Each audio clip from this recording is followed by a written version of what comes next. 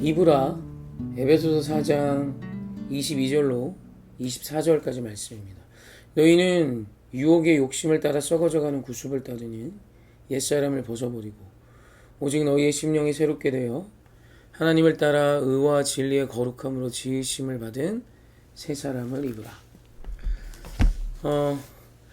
오늘 하나님께서 새 사람이 되라 라고 표현하지 않으시고 새 사람을 입으라 라는 표현을 하십니다. 이게 왜 그럴까? 사실 뜻은 새 사람이 되라는 것이죠. 변화되라는 것인데 하나님께서 의도적으로 입으라 라는 표현을 하세요.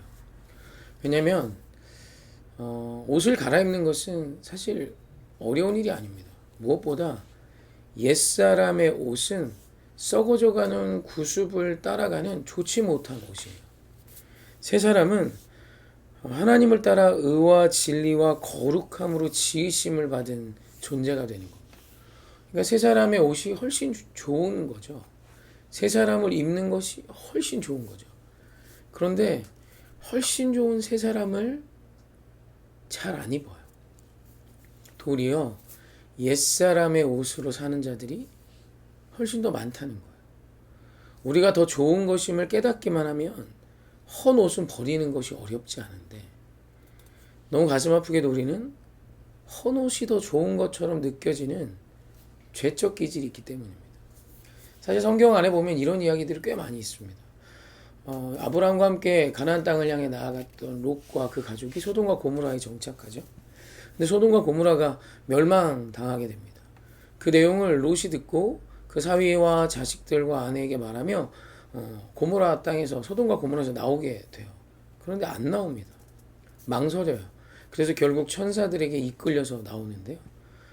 롯의 아내는 뒤를 돌아보다 결국 소금 기둥까지 됩니다. 여러분, 소돔과 고모라는 멸망의 땅입니다. 이제 죽어요. 거기에 뭐가 있건 무슨 좋은 게 있던 사망이에요. 그걸 미리 알았습니다. 그런데 생명의 자리로 옮기라고 말을 했는데 안 옮겨요. 망설입니다. 그래서 결국 아내는 소금 기둥이 되죠. 또 이스라엘 백성이 가나안 땅을 정탐하고 애굽으로 가자입니다. 거기가 좋답니다. 거기가 어떤 땅입니까?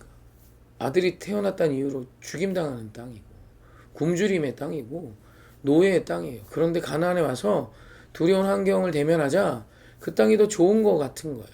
그러면서 옛사람으로 다시 전락하는 이 가슴 아픈 선택을 하는 것이 사람이라는 것이죠.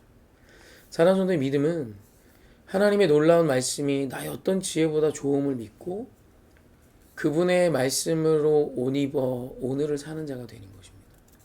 나의 지혜와 나의 생각, 썩어져가는 구습이 아닌 하나님께 진리로 거룩함으로 새롭게 지어지는 새 존재로서의 삶을 기쁨으로 살아내는 것이죠. 오늘 저와 여러분들이 이 새 존재가 되는 이 새 사람의 옷을 기뻐했으면 좋겠습니다. 썩어져가는 구습을 따르는 옛 옷을 과감히 집어 던지십시오. 사망뿐입니다. 생명의 새 사람의 삶을 우리 기쁨으로 나아가는 저와 여러분에게 주님의 이름으로 축원합니다.